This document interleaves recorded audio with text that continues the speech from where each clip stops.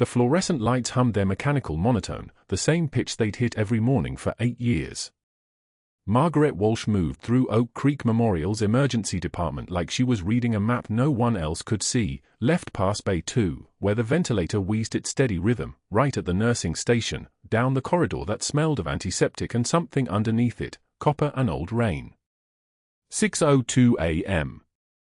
The shift hadn't officially started, but Margaret had stopped noticing the difference between early and on time somewhere around year 3. She was already at the crash cart in Bay 3 when the fluorescent tubes flickered, a sound most people wouldn't hear, just that brief electrical stutter, and she didn't look up. Her hands moved through the inventory with the terrifying fluid precision of someone who'd done this exact sequence 14,000 times before. Airway kit. Check. Epinephrine in the second drawer, 1 mg vials lined up like ammunition. Defibrillator pads in the side compartment. Chest compressions at 120 per minute, oxygen saturation climbs, the body remembers what the mind is trained to forget. Her fingers found each item without hesitation, the raised scar tissue crossing her knuckles catching the pale morning light as she worked. The scrubs she wore were faded. Not the fashionable surgical blue that the residents wore, crisp and new with hospital logos pressed sharp into the fabric. Margaret's scrubs had been washed 1,000 times, the color bleached to something between gray and memory, threads fraying at the collar where it had been turned twice. She'd bought 3 sets in 2016 and worn them into permanence. No one had ever asked why. No one asked Margaret much of anything anymore.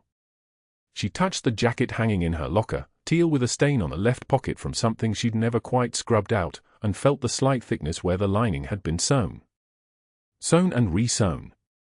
The stitches formed a map only she could read, small careful X marks over a patch underneath, faded olive drab, the lettering barely visible now.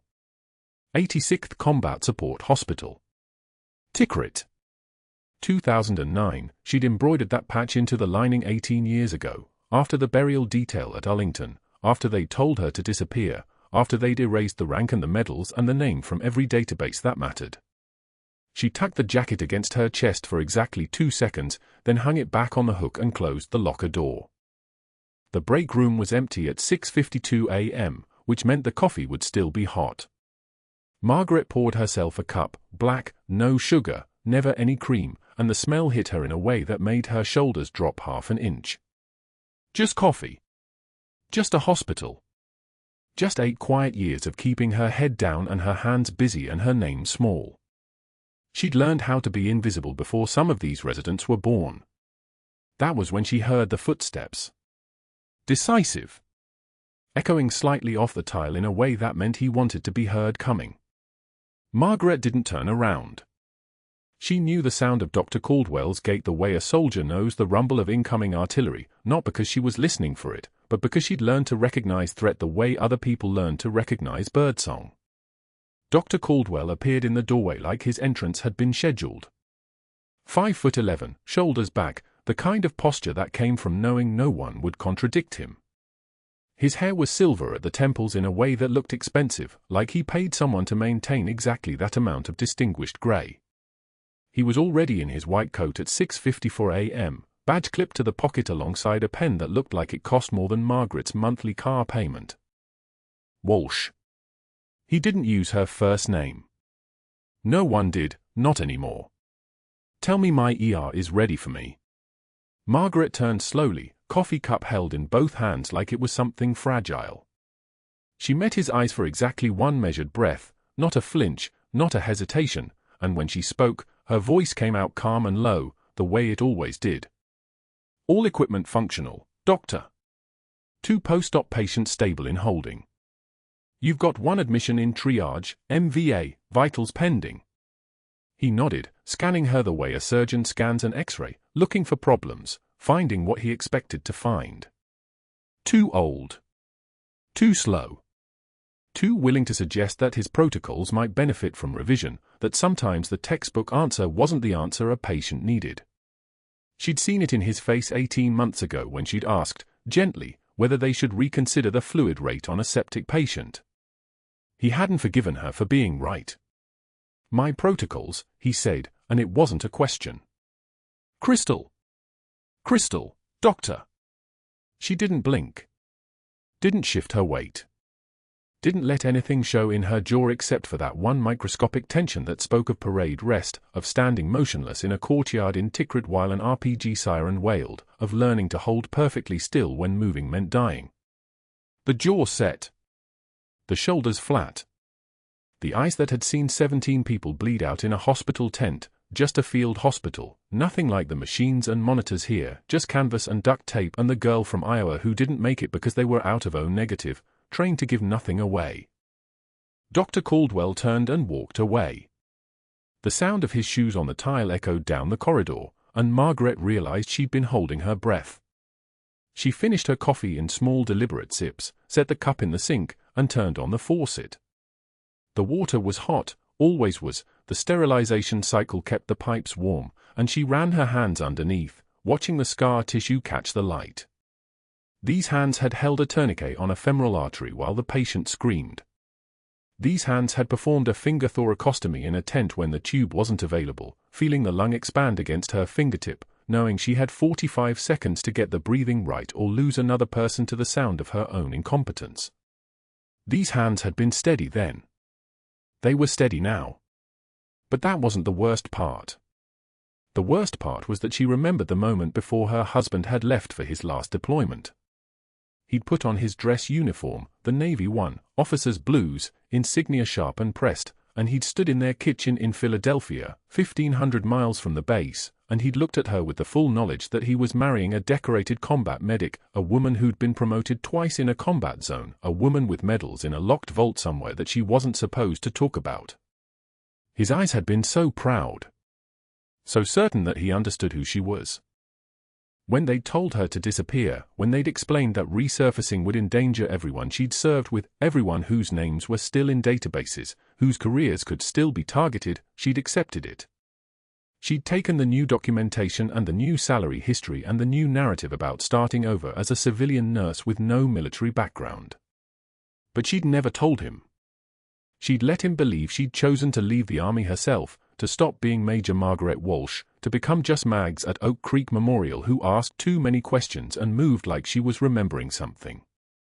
He'd died believing she was still the woman he'd married. At 7:08 a.m., Margaret emerged from the break room and moved back toward the emergency department. The fluorescent lights flickered again, that strange electrical stutter, and somewhere behind her, a monitor began its steady beep. The shift was beginning. The patients would come.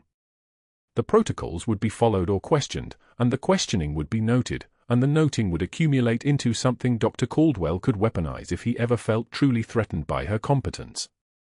She was restocking the crash cart in Bay 3 for the second time when Dr. Caldwell appeared for rounds.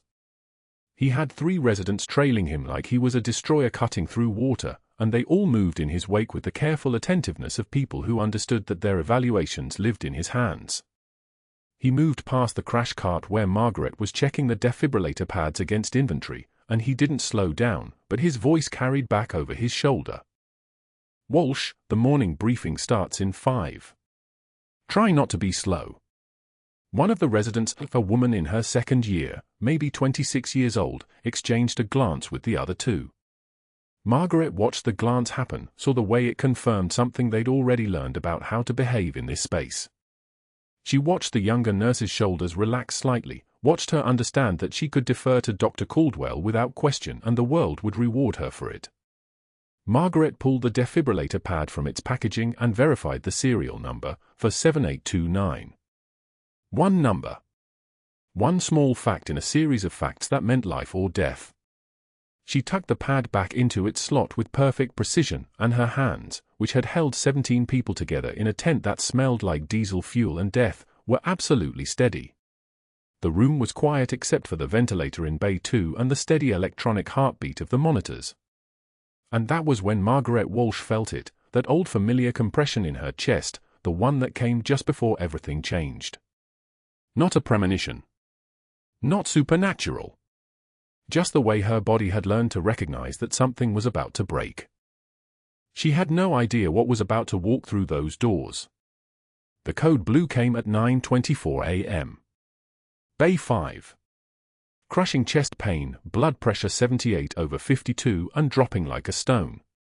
The patient was 52 years old, a construction foreman named Robert Castellano, and he was dying in real time while the monitor screamed its electronic alarm across the emergency department floor. Caldwell moved into the bay with the precision of a man who'd rehearsed this moment 1,000 times in his head. He barked orders like they were gospel. 2 large-bore 4s, push normal saline wide open. Get me a 12-lead EKG.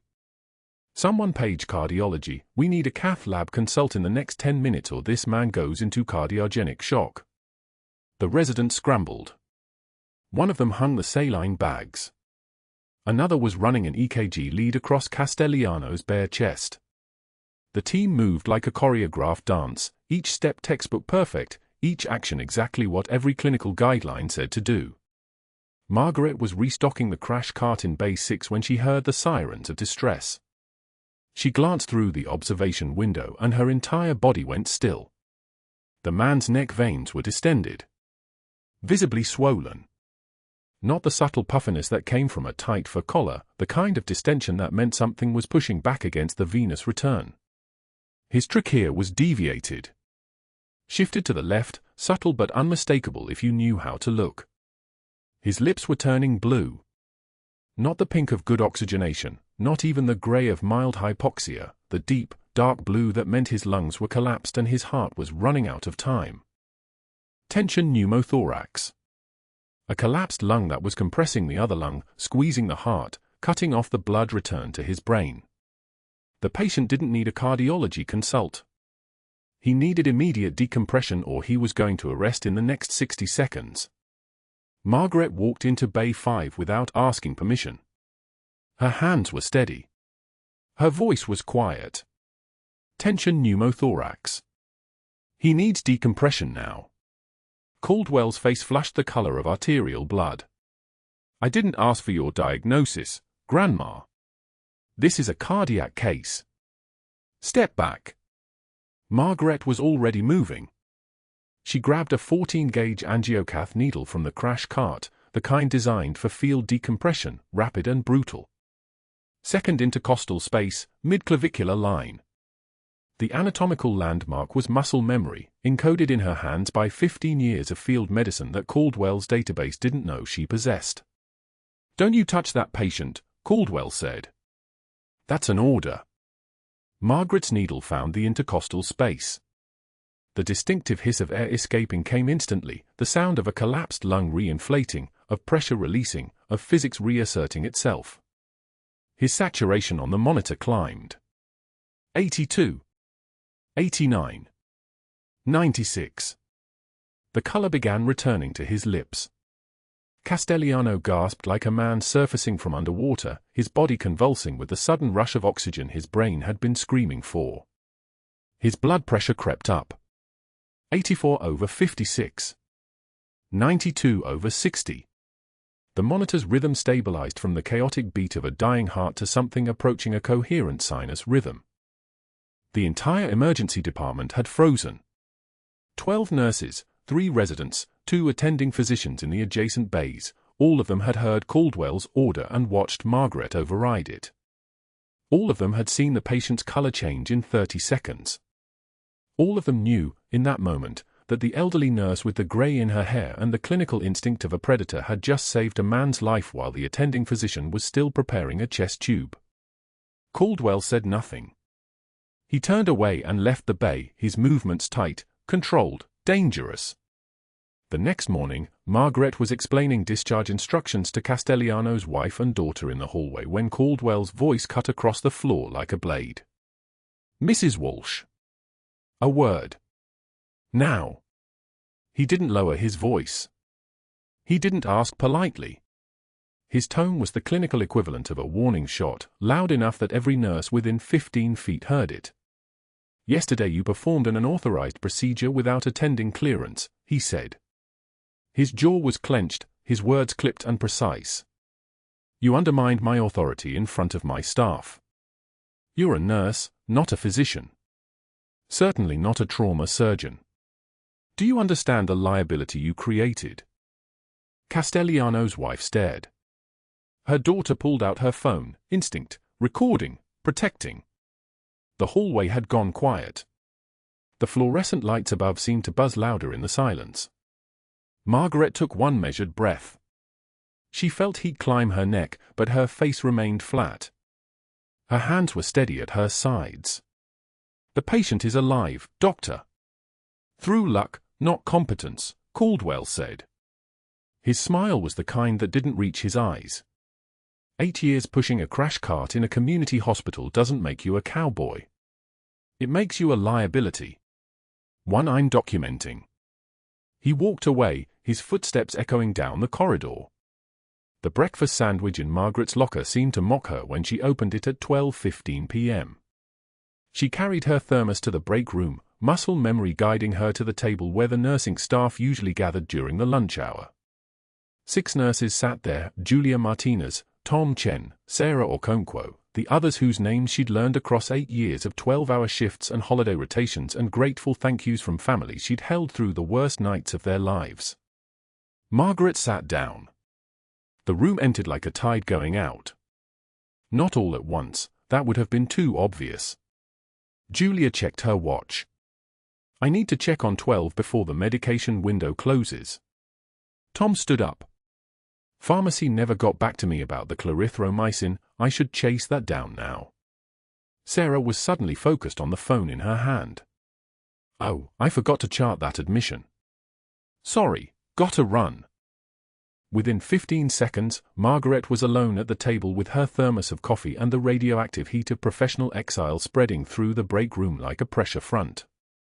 She sat there for 90 seconds. No more. Then a single tear traced down her left cheek, not from fear, not from sadness, but from the peculiar rage of being written off by people who'd never bothered to see her. She wiped it away without looking down, without changing her expression, without giving anyone the satisfaction of that vulnerability if they happened to glance back through the observation window. The coffee was cold. She drank it anyway. The write-up appeared on the unit board at 2:38 p.m., posted in the center of the communal space where every nurse saw it during shift change.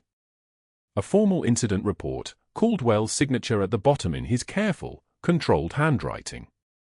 Incident report, M. Walsh, insubordination, practicing beyond scope of nursing license, failure to follow chain of command during emergency response. Corrective action required pending credential review. Margaret stood in front of the board for exactly 5 seconds, reading her own professional destruction typed out in clinical language. She could feel the eyes on her, the day shift passing, the night shift arriving, all of them aware of what this meant. A credential review was the first step toward suspension. Suspension was the first step toward termination. Termination was the first step toward a call she'd made to a dead man's grave 15 years ago, a promise she'd broken. She turned. Caldwell was 10 feet away, arms crossed, that surgical smile on his face. "I've seen better men than you crack under far less pressure," Margaret said. Her voice was quiet. Level. The kind of quiet that carries more weight than a shout. The smile didn't waver. "And I've seen nurses lose their licenses for far less arrogance. Enjoy the paperwork, Grandma." He walked away. The unit board was already humming with whispered conversation, speculation, sympathy, the quiet murmur of professional judgment being rendered. Margaret returned to Bay 8, where a woman with a sprained ankle was waiting for an ice pack and discharge instructions. She had 2 days of shifts left before the suspension paperwork would make its way through administrative channels.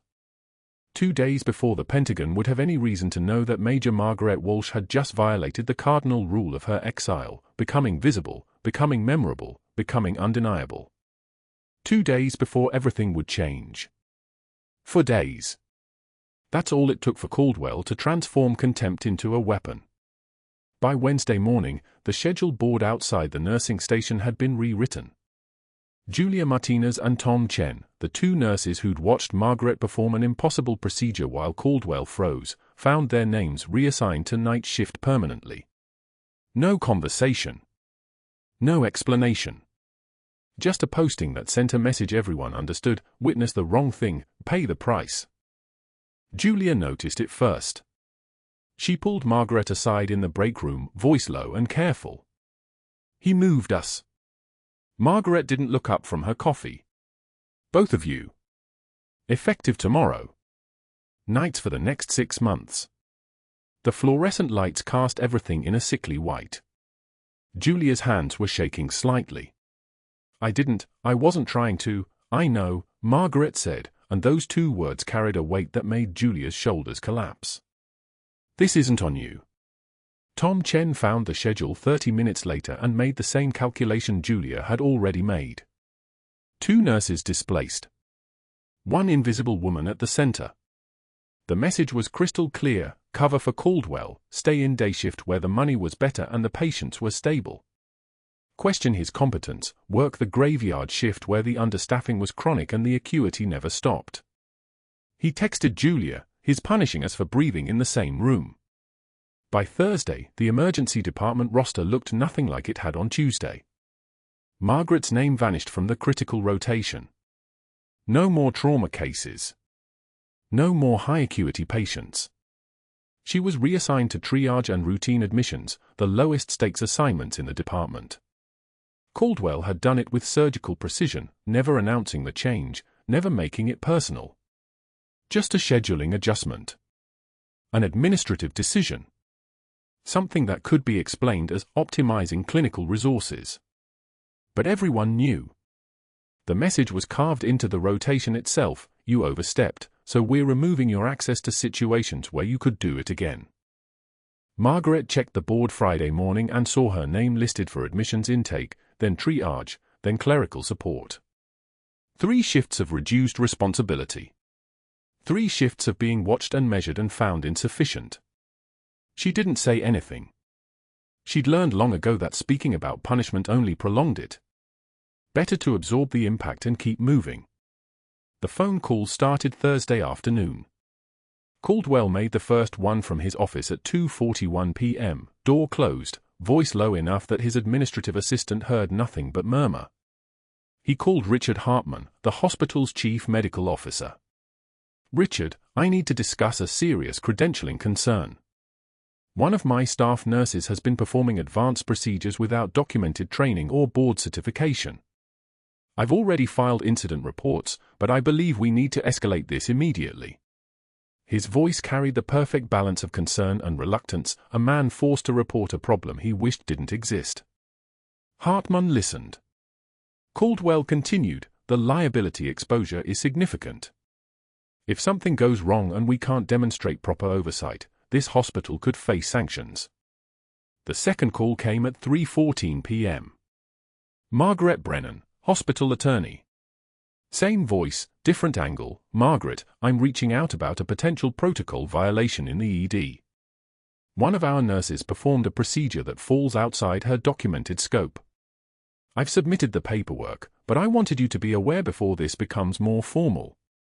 I'm concerned about our exposure on this one." Brennan took notes.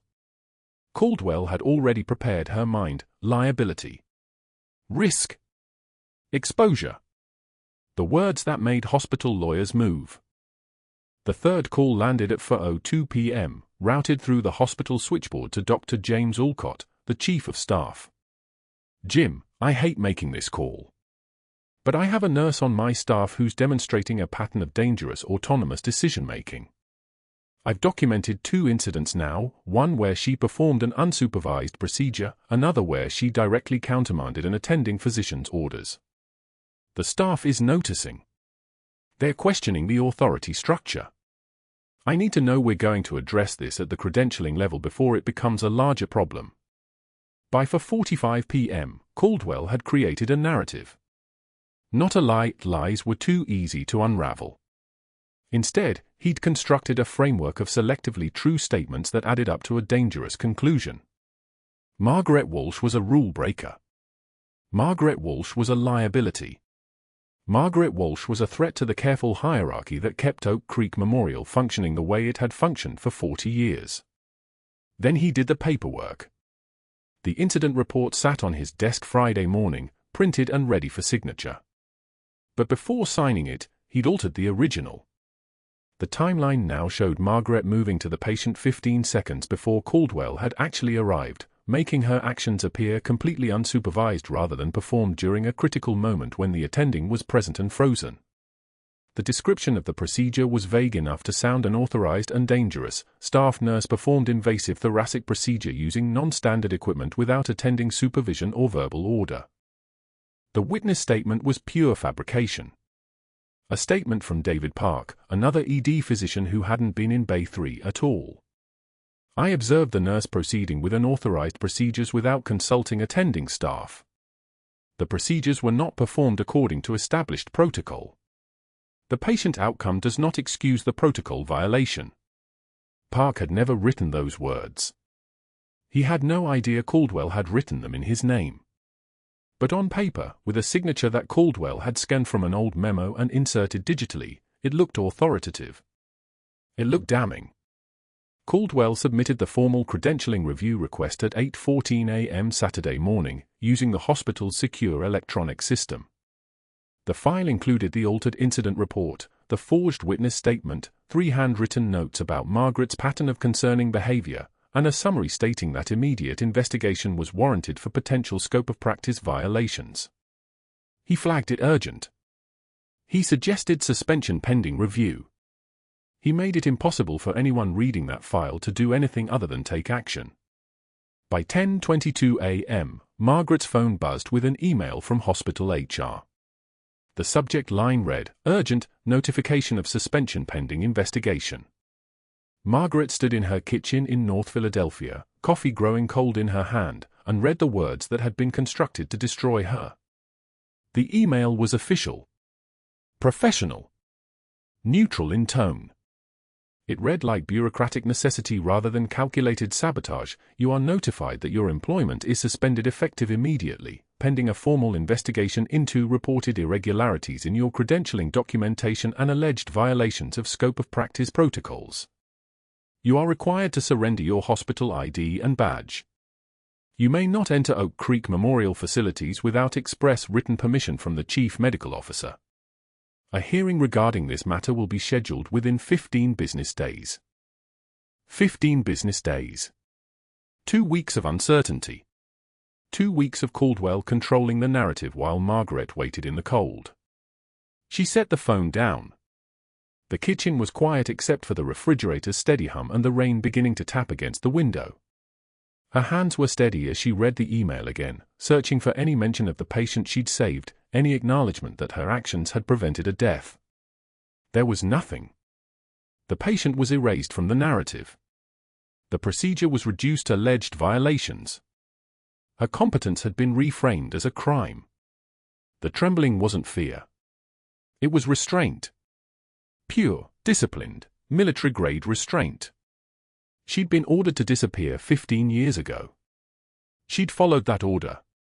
She'd built a new life on silence and invisibility, working shifts where she healed quietly and went home to a small house and asked nothing of the world except to be left alone. She'd succeeded.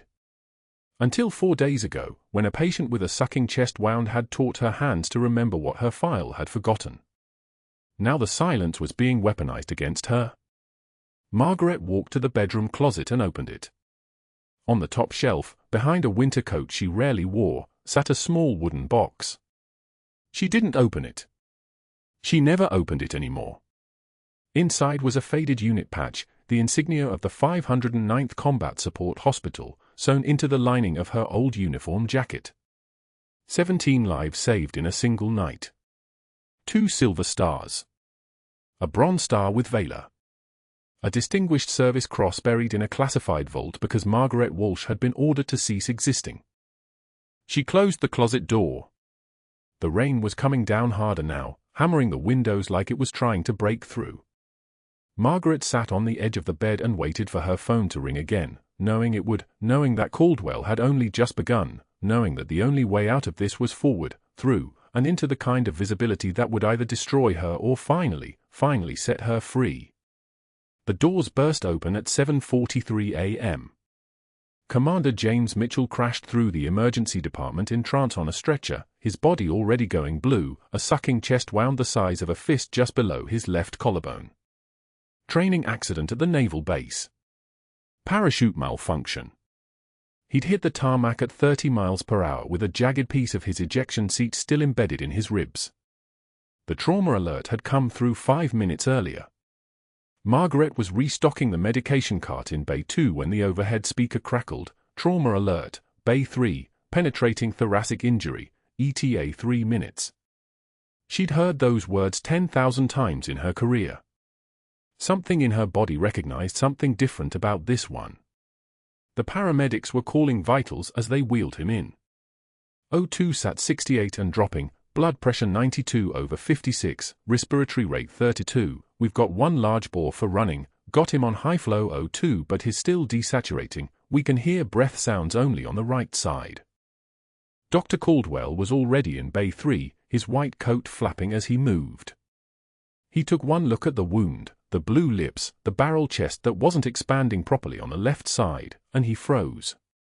Completely froze. His hands hovered over the patient like he was trying to remember the next page of a textbook he'd memorized 8 years ago. Margaret moved. She didn't decide to move. She didn't think about her suspension or her erased file or the fact that Caldwell had already made it clear she didn't belong anywhere near critical cases. Her hands moved like they'd been waiting 15 years for permission to remember. Muscle memory is what people call it when soldiers wake from sleep and their fingers know how to field strip a rifle in the dark. Muscle memory is what happens when a body refuses to forget itself. She was at the stretcher before anyone else could process what she was doing. The trauma nurses, Jamie and Derek, stepped back. They recognized something in her movement, something that existed outside the hospital hierarchy entirely. "Talk to me," she said to the paramedic, her voice dropping half an octave. "Sucking chest wound, we've got nothing to seal it, his intention, we're losing him." Margaret's eyes moved across the stretcher with the precision of someone reading a map. Breath sounds absent on the left. Distended neck veins. A trachea starting to deviate. Classic signs of tension pneumothorax, the kind that kills in minutes if no one does the right thing. Caldwell opened his mouth. "We need to get him to the OR, we need a chest tube, we need." Margaret was already moving. She reached for the tactical vest the paramedics hadn't removed yet, her fingers finding the MRE pouch on the left side. She tore open the emergency ration packet, her hand steady as surgical steel, and pulled out the plastic wrapper from inside.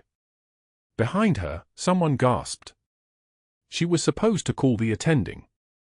She was supposed to wait. She was supposed to let the hierarchy decide what to do while the patient's left lung collapsed. She didn't wait. The medical tape came off the crash cart in one smooth motion. She placed the plastic wrapper over the sucking wound, sealing it on 3 sides, leaving the 4th edge open so air could escape but new air couldn't enter. A field-expedient chest seal. The kind you learned how to make when the alternative was watching someone die while you waited for an operating room that wouldn't arrive in time. 30 seconds. That's all it took. The hissing sound of the pneumothorax releasing made everyone in the bay freeze. The air came out and out and out, a sound like tires deflating, like pressure equalizing, like a body finally able to breathe again. Margaret's hands moved to his left second intercostal space, the midclavicular line, and her fingers found what they were looking for without hesitation. A needle. A 14-gauge angiocath from the emergency kit. She advanced it through the chest wall at 90 degrees, felt the sudden give as she breached the pleural space, and withdrew the needle, leaving the catheter in place. More air hissed out. The sound was wrong, meant to be wrong. It meant the pressure was releasing. It meant his lung was re-expanding. It meant he was going to live. The O2 monitor above the stretcher showed the change. 70. 75. 80. 82. Moving up like a ticking clock running forward instead of toward 0. The entire bay had gone silent except for the monitors and the sound of his breathing, which was suddenly, miraculously, happening again. Caldwell stood frozen at the far side of the stretcher, his hand still hanging in the air, his mouth open, his mind still following the textbook protocol that would have killed the patient. Margaret was already calling orders to the trauma nurses. "Get me a proper dressing, Call CT, tell the OR we're coming up with a thoracic wound, he's going to need a thoracotomy, move. They moved. Jamie ran for supplies. Derek was already on the phone. The patient's wife appeared in the doorway, someone must have called her, and she saw her husband's chest rising and falling, saw color returning to his face, and her knees buckled. Margaret didn't look at her. Margaret didn't look at Caldwell. Margaret kept her hands on the patient, kept talking, kept moving forward like she'd done this 1,000 times, like her body didn't need permission from a hospital hierarchy to remember what it already knew. Commander Mitchell made it to the operating room at 8:19 a.m. The thoracic surgeon took one look at the preoperative briefing, field decompression performed in ED, breath sounds restored, stable vitals, excellent work on the provisional seal, and nodded once. The kind of nod that meant she'd done exactly what was needed, exactly when it was needed, and now he would do his part. The doors to the OR closed. Margaret turned to Derek. Coffee. He stared at her for 3 seconds. I'll buy you a whole pot. She nodded and stepped back from the stretcher, and that's when she felt it. The silence. The kind of silence that has weight. The entire emergency department had stopped moving. Every nurse, every resident, every tech within line of sight was watching her. Not with gratitude. Not yet. With something closer to recognition. Like they'd just seen something they weren't supposed to see. Caldwell was still standing in Bay 3.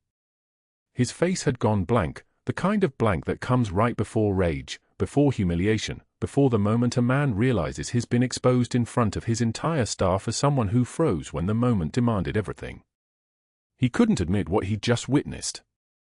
He couldn't acknowledge that a suspended nurse, a woman he'd been trying to destroy for the past 72 hours, had just saved a patient's life using field medicine that existed somewhere in the gap between emergency nursing and something else entirely. Something he'd never be capable of, no matter how many textbooks he memorized or how many policies he enforced. Margaret made it as far as the break room before his phone call started. The first call went to the chief medical officer at 9:07 a.m. The second went to a board member Caldwell had played golf with twice. The third went to Linda Pemberton in legal. By 11:38 a.m., Caldwell had already filed a new incident report describing Margaret's actions as unauthorized procedures, operating beyond scope, and dangerous improvisation. He would tell the board that the patient had stabilized by chance, that her intervention could have been fatal, that she'd endangered everyone with her recklessness.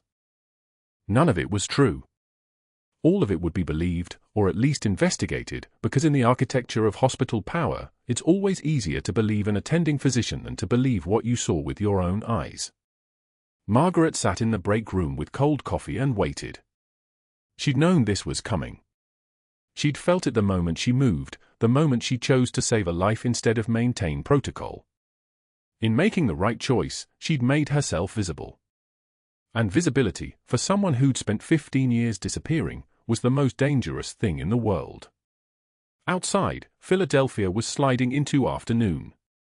The rain that had threatened all morning finally arrived, tapping against the break room windows like it was trying to tell her something. Like it knew what was about to happen. Like it had seen this story before and knew exactly how it ended. She finished her coffee. She clocked out. She drove home through traffic that moved like scar tissue forming, everything slower and heavier than it should be, and she waited for the phone call that would end everything. The phone call came at 9:38 a.m. on a Tuesday. Margaret was folding laundry in her apartment when the hospital operator's voice crackled through, formal and careful. Report to administration. 10:08 a.m. Not a request. It was a command delivered through someone else's mouth. She changed into fresh scrubs. Pulled the faded unit patch from inside her jacket lining and held it for 3 seconds, just enough time to feel the thread worn soft by 15 years of fingertips, then tucked it back into the fabric where it had stayed hidden since Tikrit.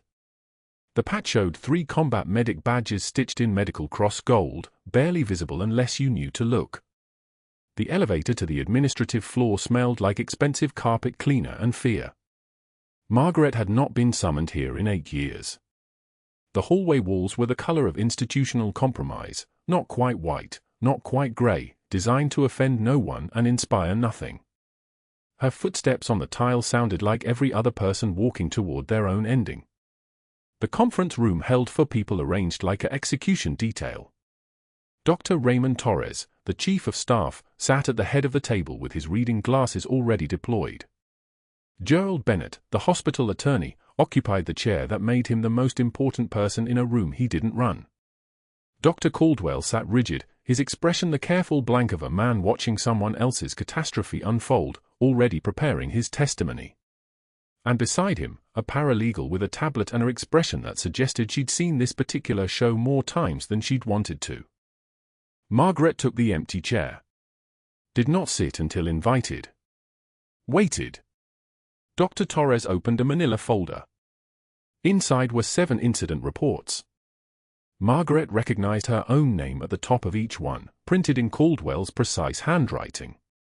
The dates marched backward through the past 72 hours. These are concerning, Torres said, and his voice carried the tremor of a man reading prepared remarks he'd been instructed to deliver without deviation. Multiple reports of insubordination. Patient treatment decisions outside your scope of practice. Unauthorized procedures performed without physician approval. He looked up. Do you have any response to these allegations? Margaret did not respond. Did not blink. Did not let her jaw tighten by even a millimeter. Composure was armor. We have witness statements, Gerald Bennett said, sliding the papers across the table like dealing cards. Margaret saw the names immediately. Julia Santos. Tom Chen. 2 nurses she'd trained. 2 nurses who'd been reassigned to night shift exactly 4 days ago. The statements described incidents that had never happened, procedures she'd never performed unsupervised, violations she'd never committed. The handwriting was Caldwell's. The incident numbers didn't match the hospital's actual record system. But the folder bore official letterhead. The Credential Review Committee is concerned, Torres continued, and now Margaret understood, this was theatre. This had already been decided. We are placing you on immediate suspension, pending completion of a formal investigation into whether your nursing credentials are appropriate for this department. You are to report to Human Resources to process the paperwork. Your badge access is being revoked as of noon. Margaret stood. Did not ask for the chance to defend herself. Did not request legal representation or demand to see the actual incident reports from the hospital's official system. She simply stood, looked at each of them once, and walked to the door. Behind her, she heard Caldwell exhale. Relief, maybe. Or calculation, a man watching his strategy work. That night, Margaret drove to Arlington National Cemetery. The rain started somewhere around Springfield and didn't stop. She parked and walked to the grave marker, not marble or granite, just a simple headstone, worn smooth by 15 years of her own hands touching it. Her husband's name was carved there. His rank. His dates. Nothing about who he'd married or what she'd sacrificed or why she'd spent a decade and a half pretending to be someone else. She knelt in the mud and the rain hammered against her shoulders like artillery fire. I failed you, Margaret whispered into the storm. I failed the oath. I failed to stay hidden like they ordered. One moment. One patient I couldn't let die. And now everything is broken. Everything they buried is getting dug up. The rain ran down her face and she didn't wipe it away. I'm sorry. I'm so sorry. But that wasn't the worst part. The worst part was understanding that her 15-year disappearance had never been real, just a carefully maintained fiction that collapsed the moment she remembered who she actually was. 7 days passed. 7 days of Margaret cleaning her apartment, sitting at her kitchen table, watching the ceiling fan rotate at constant speed. 7 days of knowing that somewhere in a federal building, someone was checking databases that had supposedly been wiped clean in 2009. Somewhere, a file marked classified was being opened. Somewhere, the Pentagon was learning that Major Margaret Walsh had not died in a convoy accident near Tikrit. She'd just been teaching people how to take blood pressure at a hospital in Philadelphia.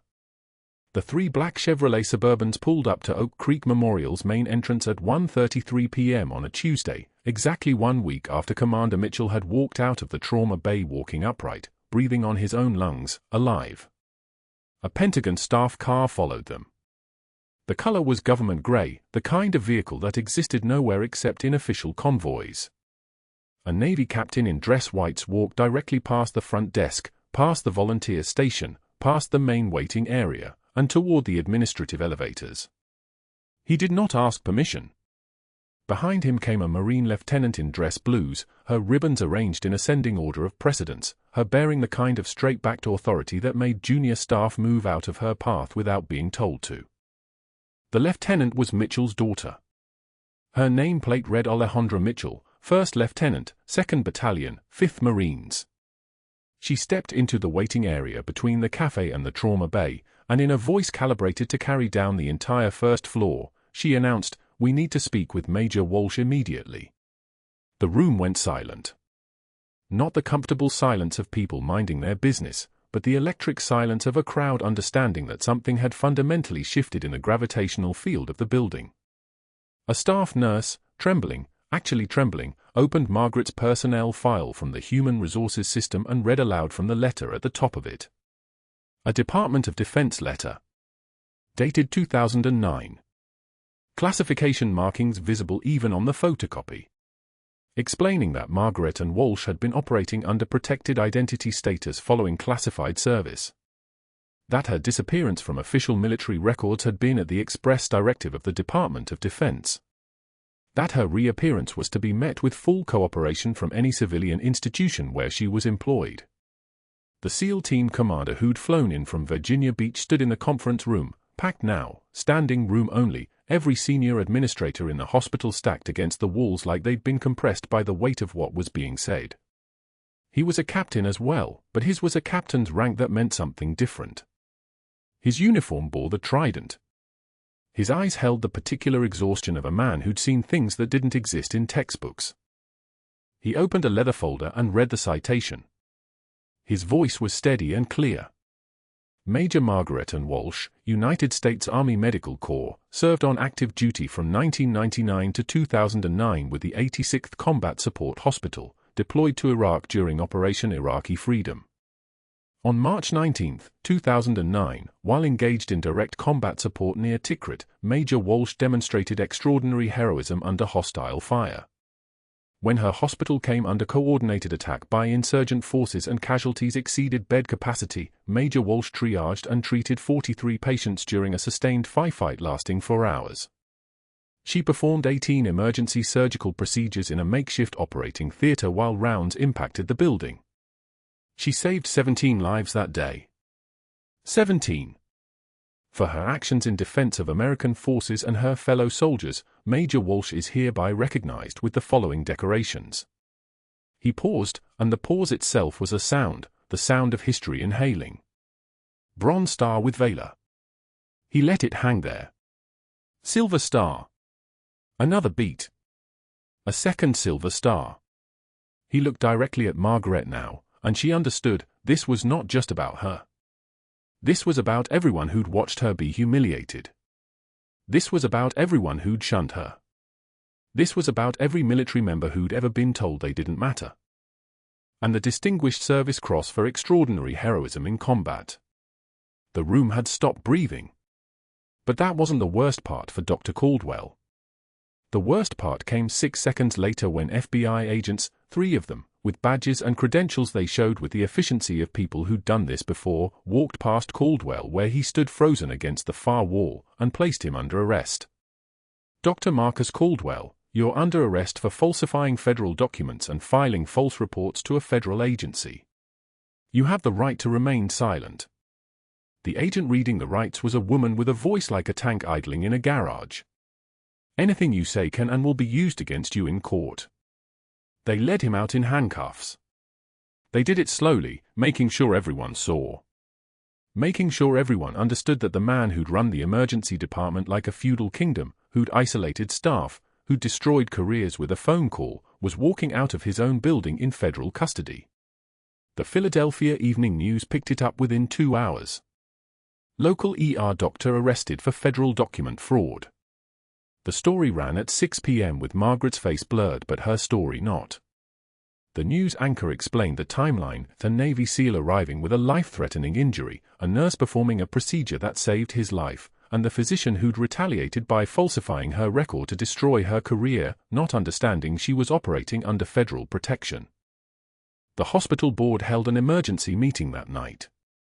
The FBI had seized Caldwell's office computer, his phone records, 17 altered incident reports spanning 3 years. They found for other cases where he'd fabricated documentation to protect himself from challenges. 2 former nurses came forward with records they'd kept hidden, terrified of retaliation. A resident filed a formal complaint about performance reviews that existed nowhere in Caldwell's actual files. The state medical board opened an investigation. The U.S. Attorney's Office declined his attorney's initial plea offer. Caldwell sat in his Center City apartment with his lawyer and watched the news coverage. CNN had picked up the story now. The networks were calling Margaret by her rank, calling her a hero, calling her the kind of nurse that was supposedly extinct in the modern healthcare system. His passport was surrendered. His medical license was suspended pending trial. The trial was set for 6 months out. 6 months later, Margaret stood in dress uniform for the first time in 15 years. The Army service uniform fit perfectly. The tailor had found her through official channels, had pressed every seam with the kind of care that suggested they understood what this garment meant. Across her chest sat her medals, each one hanging from its ribbon in ascending order. The Bronze Star with Valor. The 2 silver stars arranged side by side like parentheses around something unspeakable. And then, at the top, the Distinguished Service Cross, the gold color catching the light like it had been waiting all these years to be worn. The ceremony took place in the Hall of Heroes at the Pentagon.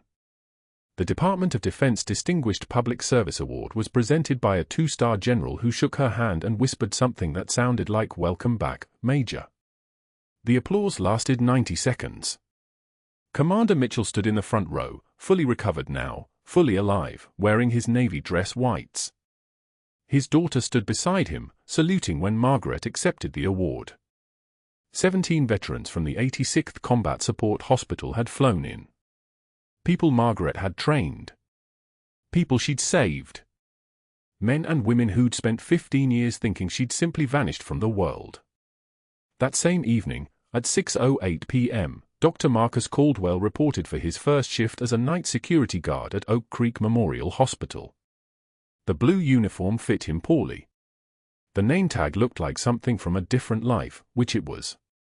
He carried a flashlight and a radio, and he walked the halls he used to control with the careful steps of a man who understood that every move was being monitored.